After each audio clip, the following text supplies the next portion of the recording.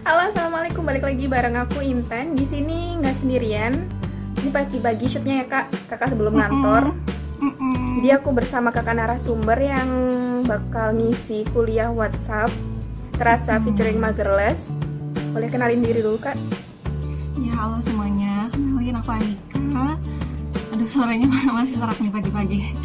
Kenalin aku Anika.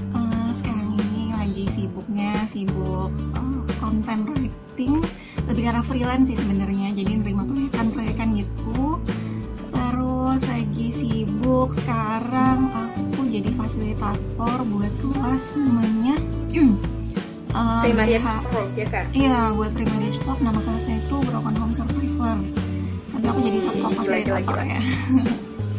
Itu kakak emang topiknya sendiri-sendiri ya? Maksudnya ada topik yang bukan broken home, terus ada yang broken home gitu-gitu apa gimana kak? Jadi ini sebenarnya kelas baru, masih prototype gitu. Jadi baru dikembangin akhir-akhir ini karena emang kita kan ngeliat kebutuhannya untuk teman-teman yang broken home survivor kan. Jadi lebih ke arah apa ya? Sebenarnya sharing partner juga sih, cuman kebutuhannya karena ini kan lebih khusus ya. Makanya jadi kita nyediain terapis. Kalau misalnya di kelas biasa itu lebih ke arah sharing dan ada materi tertulis biasa. Jadi yang ini lebih spesial istilahnya. Oh oke. Kak, aku banyak pertanyaan nih. Misalkan kan kakak ini jadi co-fasilitator nih, kan aku belum pernah ikut ya. Soon aku bakal pengen ikut banget karena tertarik ada broken home survivor itu. Kata-katanya keren deh. Terus misalkan kan ada kakak tadi ada terapisnya. Nah ini kakak sebagai terapisnya juga atau mungkin terapisnya itu pihak ketiga atau gimana? Jadi terapisnya itu sebenarnya unik ya. Terapisnya tuh anak IPB juga. Jadi terapisnya anak IPB tapi dia anak FKH. Kebayang nggak? Ya, jadi terapis kucing? Iya dia bukan terapis kucing ya. Jadi dia anak IPB tapi dia mengalami istilahnya series kehidupan yang sulit, ada unfinished business gitu. Banyak unfinished business tuh gimana ya Tan jelasinnya ya. Jadi banyak beban gitu hidupnya. Iya, ada episode-episode yang belum selesai di masa lalunya dia. Terus habis itu dia berusaha untuk nyelesain ketika udah berkeluarga gitu. Dan dia ngerasa, wah banyak banget trauma gue saat berkeluarga. Terus akhirnya dia mulai belajar, dia mulai ikut pelatihan, dia mulai belajar jadi terapis buat diri dia sendiri pertama. Akhirnya dia jadi sering sharing, abis itu sekarang dia jadi terapis buat di kelas kita. Jadi teknisnya kayak dia ngasih video kayak gimana ya, kayak agak hipnoterapis juga sih. Jadi ada video relaksasi, terus abis itu ada kayak sesi sharingnya, terus nanti dia jawab-jawabin pertanyaan dari teman-teman. Kayak misalnya kalau misalnya aku belum bisa maafin ini gimana ya, kayak gitu. Jadi dia awalnya ngerasa banyak PR buat dirinya, terus dia kesusahan buat menjawab, maka dari itu dia belajar, terus dia pengen ngebantu orang-orang yang mungkin banyak PR juga ya dalam hidupnya. Iya bener banget sih, jadi kayak gitu. Cuman emang sekarang ini masih masih tahap pengembangan, jadi emang baru dibuka satu kelas doang. Kalau misalnya satu kelas doang ini jadi terdiri dari tadi ada narasumbernya, ada terapisnya, terus yang kedua ada fasilitator. Fasilitator itu jadi kita dari tim kita yang udah nikah, yang bisa sharing pengalaman dan nikahnya, sharing persiapan pernikahannya dia, sama ada namanya co-fasilitator. Co-fasilitator tuh kayak aku, jadi yang belum nikah. Iya, belum nikah tapi mau sharing persiapan. Terus habis itu nanti kita ngerjain kayak misalnya lebih ke arah kayak yang teman sepantarannya gitu. Jadi ada perspektif dari 3 orang. Iya, teman sebaya, jadi kayak peer yang teman sharing, terus yang ngejar kebayang sih, nyaman banget pasti. Jadi ada banyak perspektif lah. Gila. Jadi BTW teman-teman, Kak Anika ini adalah salah satu cutting favorit aku ya. Udah nemenin Intan mulai dari tahun kedua ya Kak. Kita udah bareng-bareng ya. Dari kita sama-sama cupu sampai kita sama-sama cetar ya. Iya benar-benar. Terus satu yang aku iri dari Kak Anika itu adalah sifatnya yang ceria banget, gila sih. Nggak kebayang. Orang kalau ketemu dia itu yang pertama fokus tuh ke orangnya, ke sifat orangnya, pasti nggak kebayang lah backgroundnya dia gimana dulunya gitu. Pasti kayak gila sih, udah mah cantik gitu ya. Long ada foto nih BTW, sekilas info, ada foto Kak Anika nih di HP aku. Terus ibu aku lihat kayak, waduh, ini yang cantiknya sebelah ini nih, yang ini nih. Itu langsung nunjuk fotonya Kak Anika, langsung kayak, ih cantik banget gitu. Gila. Langsung image-nya aja tapi image-nya kenapa? Kan nggak kelihatan Kak di foto kan, kelihatannya diam kalem gitu ya, aslinya ceria banget gitu. Langsung aja Kak ke materinya, berhubung materinya nih pengennya banyak, jadi langsung aja kita mulai. Nanti Kakak bakal sharing tentang apa Kak? jadi bakal sharing sebenarnya tentang pelatihan emosi. Oh, I see. Terus jadi awalnya tuh aku tahu pelatihan emosi sendiri emang dari kita kuliah kan ya. Jadi kayak apa sih namanya, kita kan sering bikin kayak misalnya modul tentang stimulus apa ya, perkembangan emosi sesuai sama usianya. Kebetulan dulu aku kayaknya dapet emosi tuh yang untuk usia SD deh. Jadi kita bikin modul dari jurusan kita sendiri, emang kita sering bikin kayak modul stimulus gitu ya, video edukasi gitu-gitu ya kayak gitu-gitu. Cuman waktu itu aku bagiannya buklet dan aku bikin untuk SD deh kalau nggak salah deh. Terus habis itu bikin kayak misalnya ada poster, ada kayak mood board gitu. Terus nanti kita bikin kayak emoticon nanti misalnya hari ini kamu ngerasa apa, oh hari ini nempelin, anaknya nanti nempelin emoticonnya sedih, senang. Terus tuh ada, maksudnya ketika SD tuh aku juga baru sadar kayak, oh iya ternyata anak SD tuh udah menyadari emosi yang kompleks, kayak misalnya bangga, terus habis itu kecewa, kayak gitu-gitu lah. Jadi aku juga mulai mikir kayak, oh kayaknya tuh gue itu tuh sampai SMA yang masih kebayangnya tuh, yang kebayang aduh ini marah, terus ini marah. Cuman emang pas kita kuliah kan maksudnya mulai kita ngegali-gali segala macam. Terus habis itu kayak banyak informasi yang kita dapet gitu. Ternyata banyak emosi-emosi yang misalnya aku tuh sedih aja jarang loh. Jadi aku tuh kebanyakan marah. Itu nggak normal sih, nggak normal. Dan untuk kejadian-kejadian yang harusnya aku sedih, itu tuh banyaknya aku tetap marah. Dan aku tuh juga udah mulai curiga tuh di situ, kayaknya emang ada sesuatu yang aku tuh nggak sempet menggali di diri aku. Jadi dari emosinya tuh udah mulai, apalagi kan sama aku orangnya ini nih ngomel-ngomel, marah-marah. Terus akhirnya emang ada yang kurang benar dan ternyata emang harus diperbaiki. Ternyata setelah digali emang rasa marah banyak itu bom atom. Rasa marah itu tuh sering disalahartikan buat emosi-emosi yang lain. Ternyata di balik marah tuh misalnya tadi ada malu, dikambing hitamkan gitu ya, kayak si marah terus, ini gitu. Jadi kayak yaudah taunya marah aja, padahal di balik marah tuh ada malu, ada kecewa, terus habis itu ada apa ya, emosi-emosinya kayak jengkel, ada merasa aduh udah putus asa atau kayak gimana. Cuman kan kita nggak paham kalau ternyata itu bagian dari emosi gitu. Dan emang ketika dulu kan kita juga emang sempat belajar dan tentang pelatihan emosi Gottman ya, sering lihat pasti yang ada gambar pohonnya itu. Ya nggak sih? Iya, ada gambar pohon. Iya, di slide ada gambar pohon deh. Pokoknya kalau misalnya bikin stimulus tuh pasti ada yang gambar pohon itu. Yang pertama, sadari dulu emosi anaknya apa. Terus nanti kalau misalnya kayak ada petir atau apa, kita ngevalidasi kayak kenapa takut denger ini. Iya, itu wajar. Kayak akhirnya aku jadi ngepraktikin itu sendiri buat diri sendiri. Kayak misalnya marah, di balik marah ini ada apa ya, maksudnya ngambil kertas terus mulai mikir ini sebenarnya ini emosi yang lebih dalam dari marah tuh apa, kayak gitu. Akhirnya emang jadi lebih sering untuk mempraktikin itu dan pengen banget sharing tentang itu teman-teman. Iya nih Kak, BTW tadi lupa kita kenalan, kita dari jurusan yang sama ya Kak, dari jurusan apa Kak? Iya lupa. Ya jurusan kita tuh ilmu keluarga dan konsumen. Jadi buat teman-teman yang tadi ngedengerin kayak apa sih kita obrolin, belajar apaan itu. Jadi kita bukan kuliah psikologi ya, tapi lebih emang concern banget emang Kak cuma ke keluarga. Kan kalau kita psikologi tuh general ya Kak ya, misalkan ada orang yang bukan keluarga masalahnya gitu-gitu. Tapi kalau kita emang lebih benar-benar family based banget kayak gitu. Jadi waktu kita kuliah tuh kayak belajar diri sendiri sih sebenarnya, ya nggak sih Kak? Jadi kita lebih menemukan tentang diri sendiri, tentang gimana caranya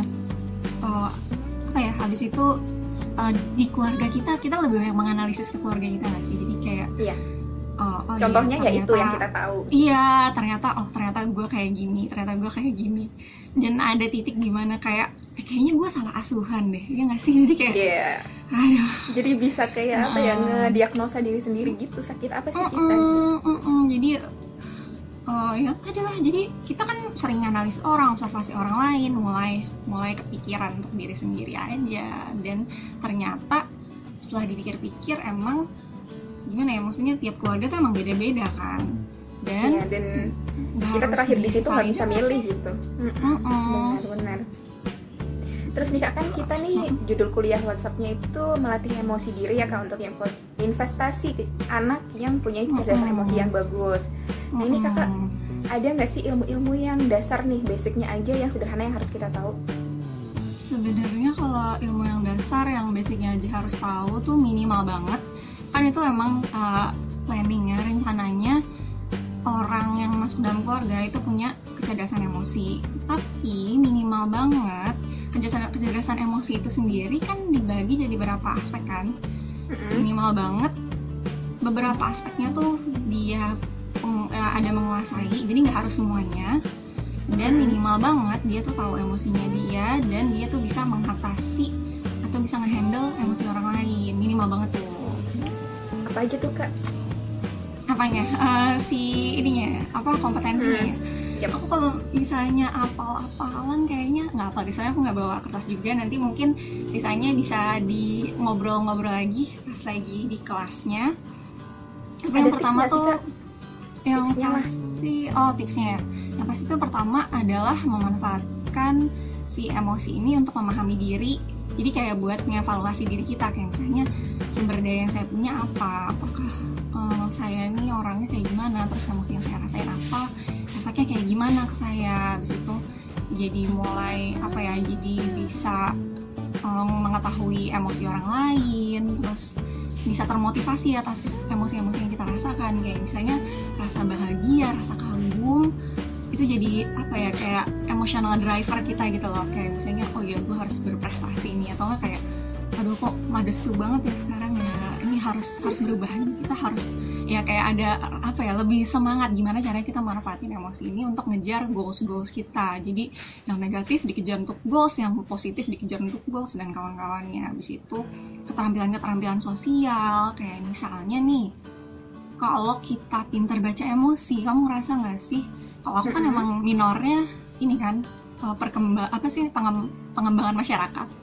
Jadi pengembangan masyarakat itu sendiri kan kita sering kayak suruh bikin stratifikasi sosial, habis itu kita suruh untuk menganalisis kejadian di sana gitu. Dan ketika aku ketemu sama responden, apalagi di tingkat komunitas atau di tingkat organisasi dan kawan-kawannya, maksudnya kita bisa melihat ternyata alur hubungannya tuh kayak gini. Jadi kita udah keseringan kan kayak alur hubungannya kayak gini, ternyata istilahnya politik hubungannya mereka kayak gini, orang yang berkuasa yang mana, yang mempengaruhi mana, itu yang mana gitu. Dan itu bermanfaat banget bukan cuma di keluarga, tapi bermanfaat juga di dunia kerja, di dunia pertemanan dan kawan-kawannya.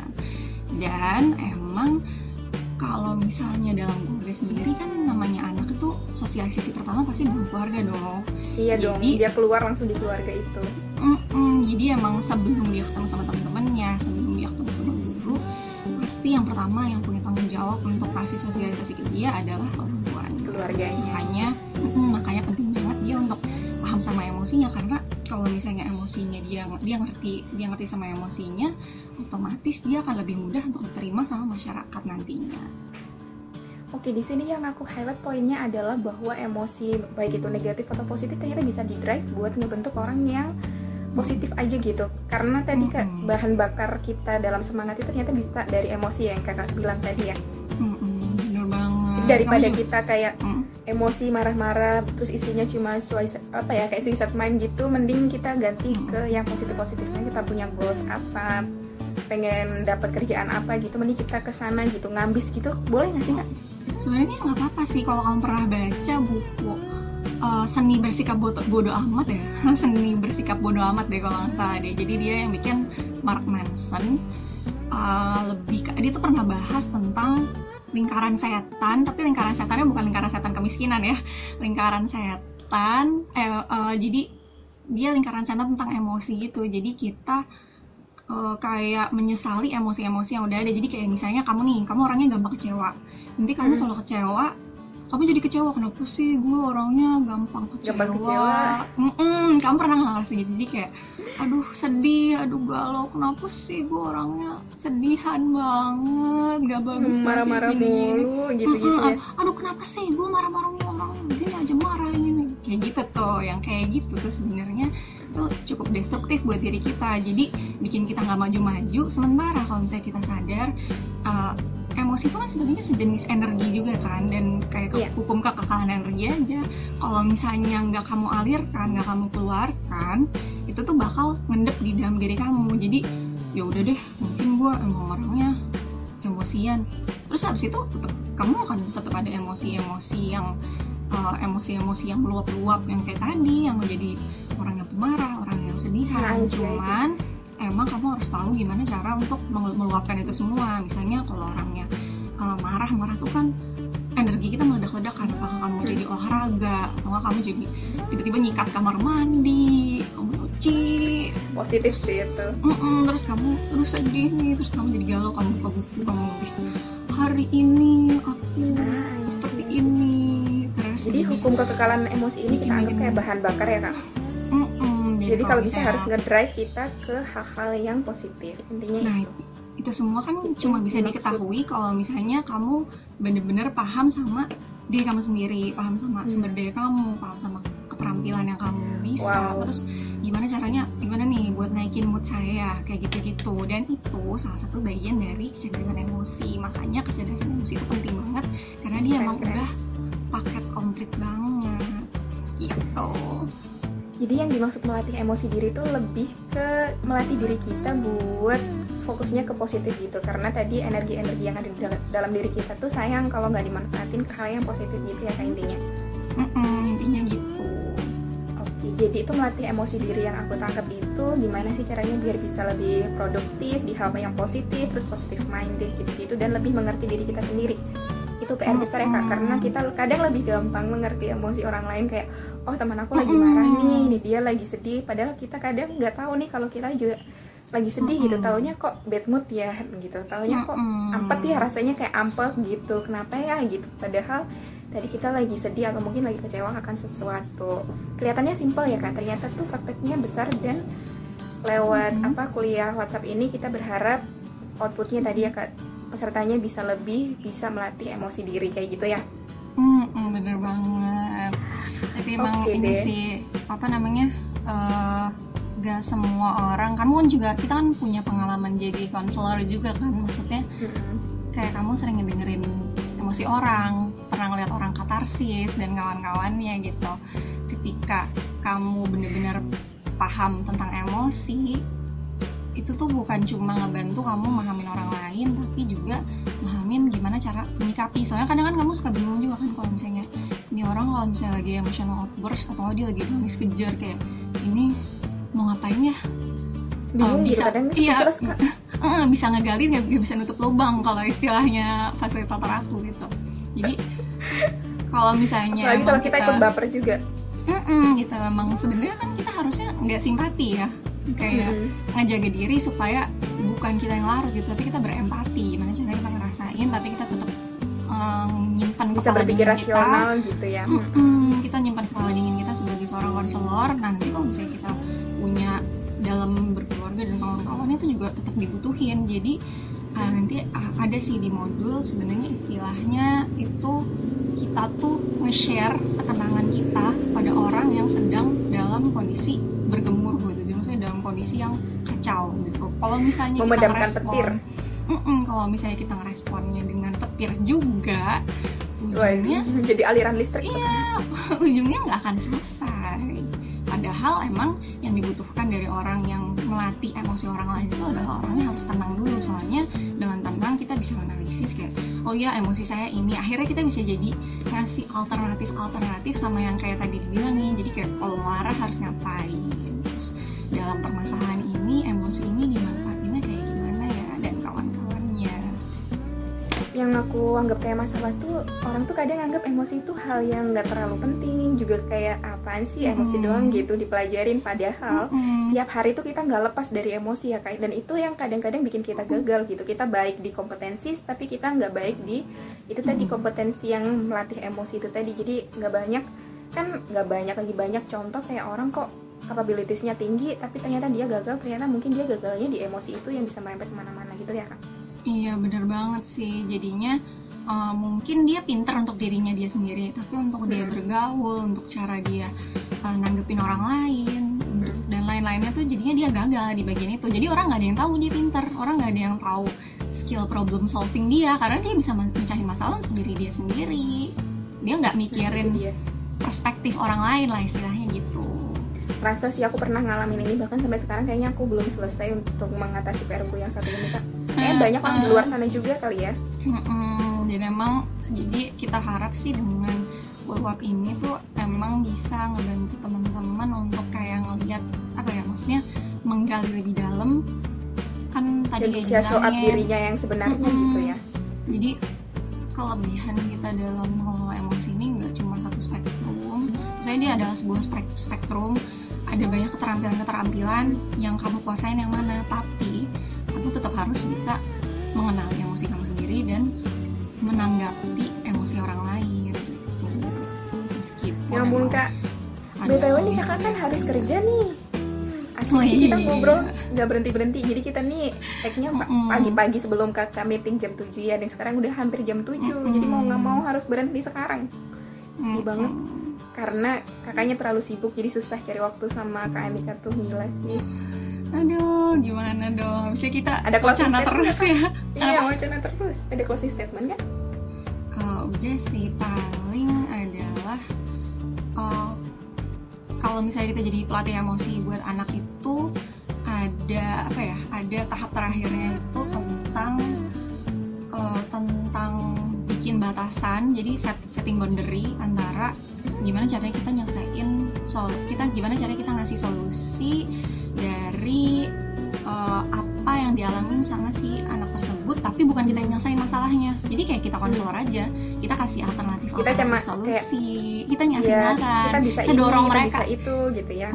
Kita kayak coach jadinya. Dan jangan sampai lupa untuk diri kita sendiri pun kita tetap harus ngasih solusi-solusi itu gitu. Jadi tetap terlatih untuk bangun batasan-batasan, terus kita tetap melatih diri untuk berpikir solutif tapi mengandalkan si emosi kita ini. PR banget sih itu, soalnya kadang kalau udah terjun tuh larut gitu aja, ikut aja gitu bawa arus. Jadi gitu, enak banget.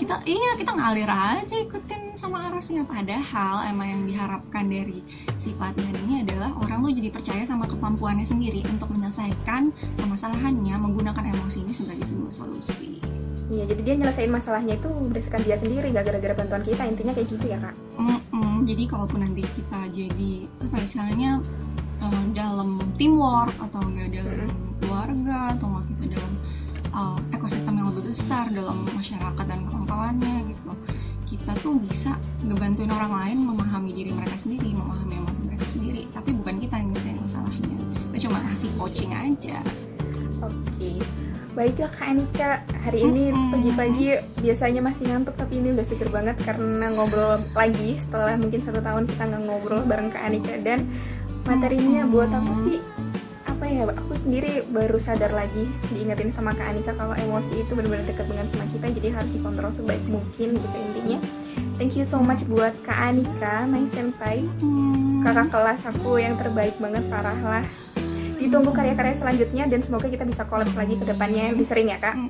Iya, semangat. Semoga ada kesempatan lagi dan bisa ngebahas isu-isu, karena kan emang banyak banget. Aku tuh sekarang kan terjun di dunia kayak di dunia persiapan pernikahan kan, dan banyak banget maksudnya yang bilang kayak pengen banget kuliah di ilmu keluarga dan konsumen tapi nggak dibolehin gitu. Dan kita sendiri juga kayak ya emang dulu kita dibolehin kuliah di situ gitu, cuman ketika kita udah terjun, meskipun orang-orang selalu bertanya-tanya itu jurusan apa, tapi masih deep down selalu ada rasa bersyukur karena sangat relatable banget. Dan aku pengen banget untuk share kayak ini loh yang aku pelajarin, kayak kalian semua juga bisa manfaatin ini karena ini adalah tanggung jawab kalian gitu. Cuman emang kita bukan cuma sekedar apa ya, orang-orang dengan sertifikat apa sih, istri bersertifikat dan kawan-kawannya itu loh, tapi kita adalah itu edukator. Itu cuma plusnya doang. Kita ada cuma poin kecilnya doang. Kita ada edukator dan profesional di bidang ini gitu istilahnya. Dan kalau misalnya nggak kita yang sharing, siapa lagi yang sharing? Orang-orang yang nggak punya kompetensi itu sebenarnya, yang mereka belajar otodidak. Makanya kita mulai ya Kak, kan sayang itu banget mendasari kita buat mulai sharing lah ya. Jadi niatan itu gitu emang apa ya, bagus banget deh pokoknya kalau misalnya emang bisa kuliah. Gimana nggak bangga sih Kak? Dulu aku SNMPTN ngambil ilmu keluarga tuh gagal, SBM aku masih coba lagi. Bahkan waktu SMA tuh ada anak IPB datang, dia jurusannya pertanian, aku tanya-tanya tentang ilmu keluarga. Gitu niatnya sih. Kalau aku tuh emang di sekolah aku ada yang ilmu keluarga juga, dan aku baru tahu ketika aku udah ngambil SNMPTN. Kayak ya elah, lagi ya SNMPTN. Itu nggak keterima SNMPTN-nya Kak? Keterima. Dan Kak ini. Iya, Kak Ulfa. Oh my god. Iya gak sih? Kak Ulfa tuh yang mana? Kak Ulfa Hairunisa, HRD Himaiko. I see. Udah lupa sih namanya tapi. Dan aku tuh SMP bareng sama dia. Jadi aku SMP, SMA, kuliah bareng semua. Jadi aku langsung dituduh, kamu ngikutin sampai mana? Sampai nikah, sampai keluarga, sampai kerja. Wah, warga MTS nih Kak berarti. Warga iya MTS dong. Kan? Iya, anak Terima kasih so much untuk Kakak yang udah mau berbagi pagi ini. Dan juga good luck buat meetingnya Kakak. Semoga kita bisa kolaps ke depannya. Yuhu. Buat yang udah nonton jangan lupa subscribe, like, dan juga komen ya. See you on the other vlog. Jangan lupa buat ikutin kita terus ya. Banyak info-info yang bakal kita sharing untuk kedepannya, oke? Don't forget. Bye-bye.